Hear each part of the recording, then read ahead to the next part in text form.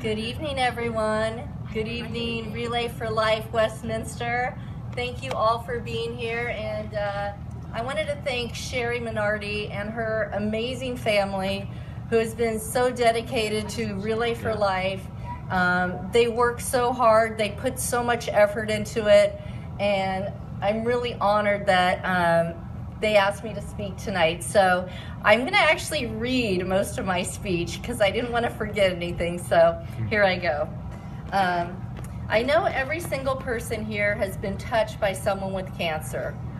A lot of people are currently battling cancer. They know someone that's battling cancer, a friend, a family member. They're battling it themselves, or sadly enough, lost someone to cancer.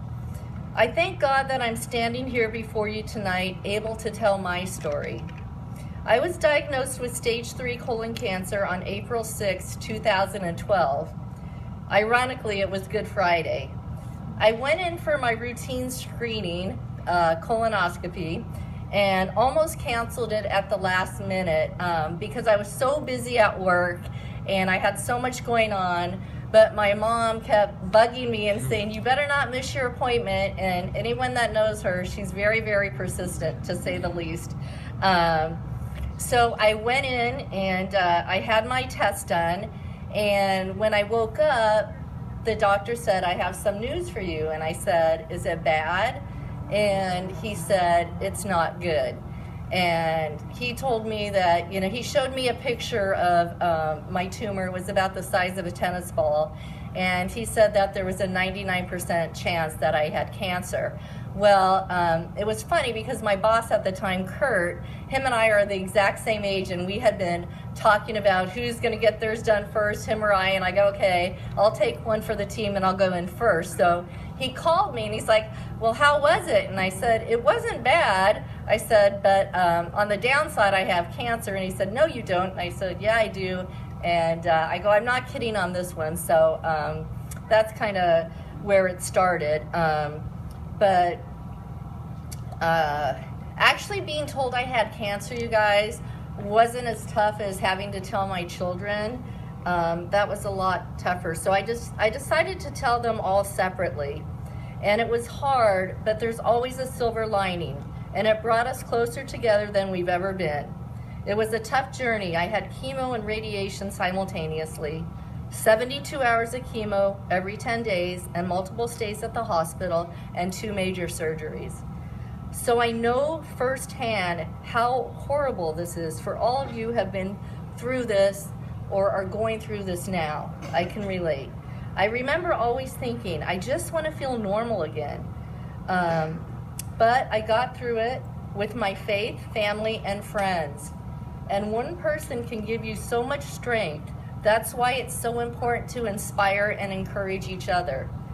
I've met the most amazing people through my journey, patients in chemotherapy or at my oncologist's office. My doctors and nurses are awesome, and I just love them. And I want to give a shout out to all the nurses out there. I tell you, you can take someone's day that is so dark and turn it so bright. And so we appreciate you and we love you. Thank you, yes. Actually, in some ways, cancer's been a blessing. I actually appreciate life more than ever. Every day is a gift. I could go on and on about all the love I received during the tough times, the cards, the notes, tons of prayers, friends spending time just holding my hands, rubbing my feet, Linda, or just talking with me. My church was amazing also. I'm an usher at Saddleback Church, and when I lost my job, they actually paid for my health insurance. They brought meals to my family 3 times a week when I was too sick to cook. And I tell you, with love and encouragement, we can get through the toughest of times. I also want to thank the American Cancer Society and Relay for Life for being such a great organization and giving so much to meet so many in need. When going through my treatments, the American Cancer Society paid for all of my Lunesta shots, which I'd have to have after each round of chemo, and those can cost thousands and thousands of dollars. And the American Cancer Society paid those for me, so that's just amazing. What I really love about Relay for Life is that 95% of the donations go to cancer research. Every dollar raised is a dollar closer to curing cancer. We've come so far, even in the past 5 years with this disease, but we have so far to go.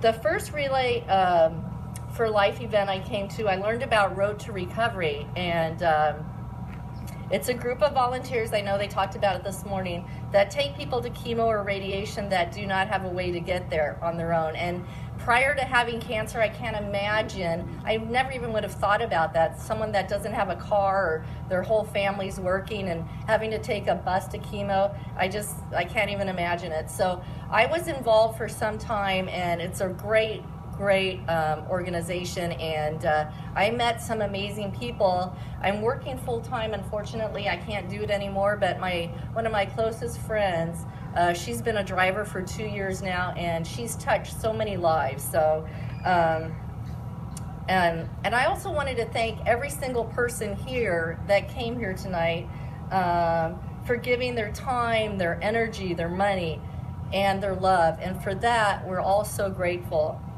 I also want to talk about the importance of having screenings and being checked. Make sure you get your mammograms, your colonoscopies, and all those fun other little tests that there are out there, because I know that's why I'm standing here today talking to you.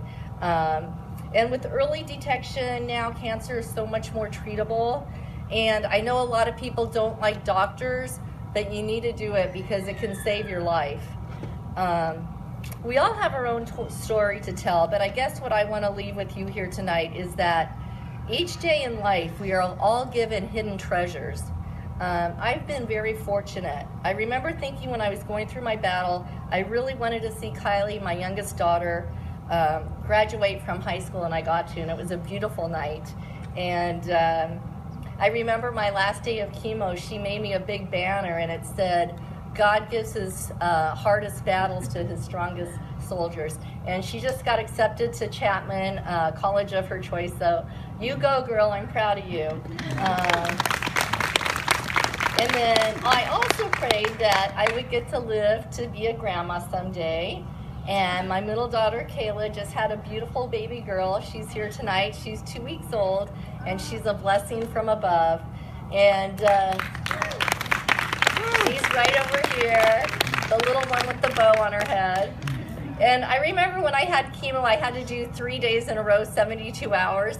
And my friends would sign up, and I'd always sign Kayla up for the longest day. And she's like, "Why do you sign me up for the longest day?" Well, Kayla has battled with autoimmune, and I go, "You're the strongest, you can handle it." So, and then finally my son Brandon, who's just a kind, gentle soul, just got engaged a month ago to Jessica, my future daughter-in-law that I love and adore. And I'm so happy for both of them. I'm especially happy for Jessica because she lost her beautiful mom, Lorena, last year to cancer. So I know she's with us, Jess. I just want to say, let's continue to work together with our time and resources and put an end to this horrible disease. Lastly, but most importantly, we are all here for a reason. And most of us have lost someone we love to cancer. And they may not be here physically, but they're here in our hearts. I want to thank my brother and my mom that always were by my side through thick and thin. I want to thank Tony, who was with me every day through the toughest of times. He could not be here tonight. He's out of the country. I wanted to thank my friends, who are the best group of friends anyone could ever ask for. And lastly, and most importantly, I want to thank God, our Heavenly Father. So thank you all for being here.